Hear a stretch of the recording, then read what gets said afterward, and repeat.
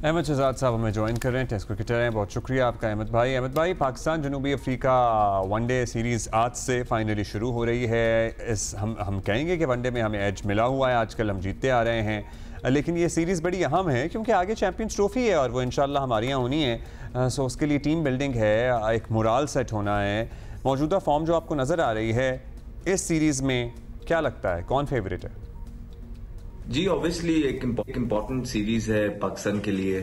Champions trophy क्योंकि आने वाली है, सर पे खड़ी है और इसकी एक अहमियत है बहुत ज़्यादा, बिकॉज यहाँ से पता लग जाएगा कि आप चैंपियंस ट्रॉफी के लिए कहाँ पे स्टैंड कर रहे हैं। एंड नॉट टू फॉरगेट कि आप होस्ट भी हैं इस दफ़ा और आपको होम क्राउड के आगे खेलना है। और होम क्राउड का जहाँ एडवांटेजेस होते हैं वहाँ प्रेशर भी होते हैं।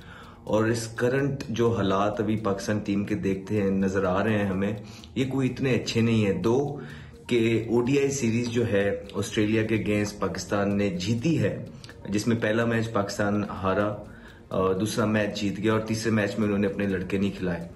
तो और उसके बाद जो है वाइट वॉश हुआ ऑस्ट्रेलिया के साथ उस पूरी सीरीज में T20 की, और फिर जिम्बाब्वे में भी 2 मैच हारे। फिर साउथ अफ्रीका में भी आप देखिए उनके 8 से 9 प्लेयर नहीं खेल रहे थे और दोनों मैच हार गए। तो ये कोई अच्छा साइन नहीं है। और ऑलमोस्ट वही टीम भी खेल रही है जो T20 के अंदर होती है।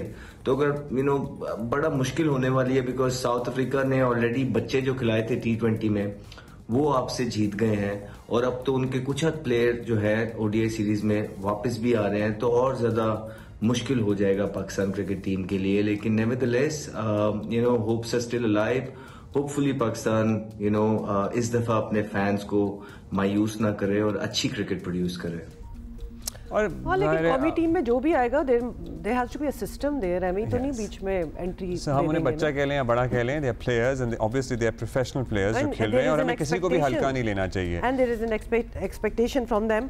अच्छा ये बताएं कि आज के मैच के लिए आपके ख्याल में कॉम्बिनेशन जो है वो क्या होनी चाहिए, और ख़ास तौर पर बॉलिंग को अगर देखा जाए तो क्या 4 फास्ट बॉलर्स के साथ ही जाना चाहिए या फिर कोई स्पिनर है उसको भी रखना चाहिए? What do you see?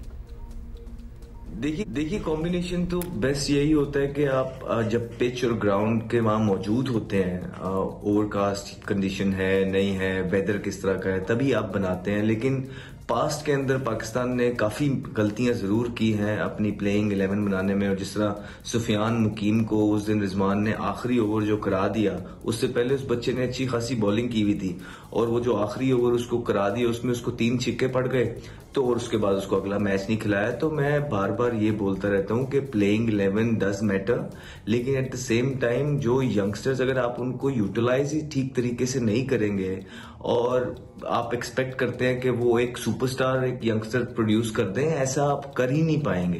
Because बहुत इंपॉर्टेंट है लीडरशिप का रोल।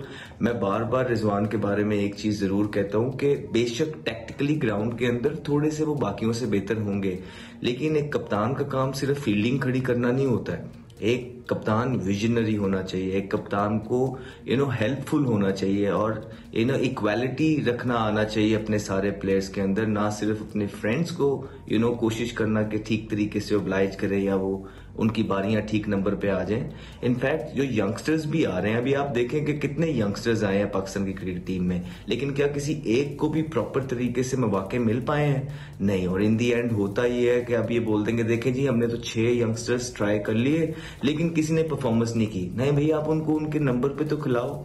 फिर जब आप नंबर पे खिला देते हो उनको प्लान्स जो है ना आप बिल्कुल डिफरेंट दे देते हैं, ठीक है, जिसमें इतना रिस्क इन्वॉल्व होता है और आप अपनी गेम से हटने के लिए तैयार नहीं होते हैं। और फिर जैसे ही एक आधा मैच जिस तरह सुफियान मुकीम का बुरा गया है उसके बाद आप प्लेयर्स को निकाल देते हैं। तो कॉम्बिनेशन आप जो भी खिला लें, जब तक उसमें इक्वालिटी नहीं रखेंगे और कंसिस्टेंसी नहीं रखेंगे, रिजल्ट को तब्दील किस तरह हो सकते हैं रिजल्ट। और कितने अरसे से आप एक ही तरह की क्रिकेट खेलते आ रहे हैं और एक ही तरह के प्लेयर्स के साथ खेलते आ रहे हैं, और जब आपकी ये सारी चीजें एक जैसी हैं और आप कोई चेंजिंग नहीं लेके आ रहे, तो रिजल्ट्स में आप किस तरह चेंजिंग एक्सपेक्ट कर सकते हैं? अच्छा चलिए, ये तो लेट्स सी, हम उम्मीद करेंगे कि जो कप्तान हैं वो कुछ नया आजमाएं, साइम वगैरह से भी बॉलिंग कराएं। लेकिन इस सीरीज़ के बाद टेस्ट सीरीज़ है और आप जानते हैं कि रेड बॉल कोच जेसन गिलिप्सी जा चुके हैं। वो कहते हैं कि उनके पास कुछ करने को था नहीं सिवाय कैचों की प्रैक्टिस कराने के लिए, इख्तियारात ही कुछ नहीं रह गए थे। आपकी नज़र से गुजरी उनकी वजाहत, आप समझते हैं कि उनकी वजाहत पे वजन है। बड़ा अनफॉर्चुनेट है कि जिस तरह हम मिस ट्रीट करते हैं अपने फॉरेन कोचेस को, आगे ही बड़ा स्ट्रगल करना पड़ रहा है पाकिस्तान को, जो पास में रेपुटेशन है पाकिस्तान की फॉरेन कोचेस के लिए, जिस तरह उन्हें ट्रीट करते हैं। अब एक और इस तरह का सामने आ गया, पहले गैरी कर्स्टन चले गए, उसके बाद सारे इख्तियारात ले लिए गए। ये निकालने वाली बातें होती है ना, जब आप इस तरह की चीजें स्टार्ट कर देते हैं क्रिकेट बोर्ड, तो वो एक मैसेज दे रहा होता है क्लियर अपने कोच को कि भाई अब आपकी हमें जरूरत नहीं है, अगर आपने डमी बन के रहना है तो रह लें, नहीं तो आप इस्तीफा दे दें। तो उन्होंने मजबूर किया पीसीबी ने। अब वो देखिए ना बयान आने लग गए हैं, वो जहां जहां भी जाएंगे पूरी दुनिया में, आप सोचें कि वो पाकिस्तान के बारे में क्या बातें करेंगे, और देखिए कि आगे के लिए पाकिस्तान के लिए कितना मुश्किल हो जाएगा किसी भी फॉरेन कोच को पाकिस्तान लेके आना। ये कोई अच्छी रिवायत नहीं है जो पाकिस्तान सेट कर रहा है, और बहुत अनफॉर्चुनेट है कि वो जिस तरह के लोग पीसीबी चला रहे हैं, बहुत अनप्रोफेशनल लोग हैं। पहले किसी को यूं लेके भी आ जाते हैं और उसके बाद यूं बाहर भी कर देते हैं, कोई मेथड नहीं है। मतलब एक सीरीज, इंग्लैंड की सीरीज 2 मैचेस जीतने पे आकिब जावेद साहब को पता नहीं किन किन चीजों से नवाज दिया गया। कुछ यही हालात है पाकिस्तानी क्रिकेट के कि इस टाइम तो कोई एक चीज भी जितवा दे तो उसको उस पूरे का पूरा क्रिकेट बोर्ड हवाले करने के लिए तैयार हो जाएगा, जो पाकिस्तान क्रिकेट बोर्ड है। इसी तरह के हालात हैं जो बहुत अनफॉर्चुनेट है पाकिस्तान क्रिकेट के लिए गोइंग फॉरवर्ड, बिकॉज जो भी कोच आप इस तरह निकालते हैं, चाहे वो गैरी है या जेसन गिलिस्पी है, कोई अच्छा वर्ड स्प्रेड नहीं करेंगे वो पूरी दुनिया में Pakistan.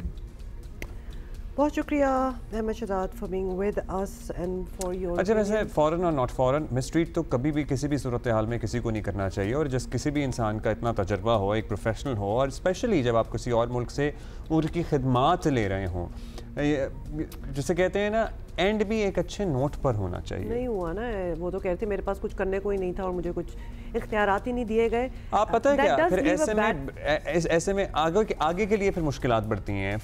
Eight some point in time आपको एक फॉरेन कोच की जरूरत पड़ जाए, और तो फिर वो एक बात फैल जाती है कि फॉरेन कोचेस पहले क्या फील करते रहे, तो खराब हो गई ना। एक इंडस्ट्री है, बहुत ज्यादा कोई हजारों लोग तो नहीं है जो अवेलेबल होंगे। आप छोटा सा एक पूल है जिसमें से आपने लोग लेने होते हैं, उसमें आपकी रेपुटेशन खराब होगी तो मुनासिब नहीं है।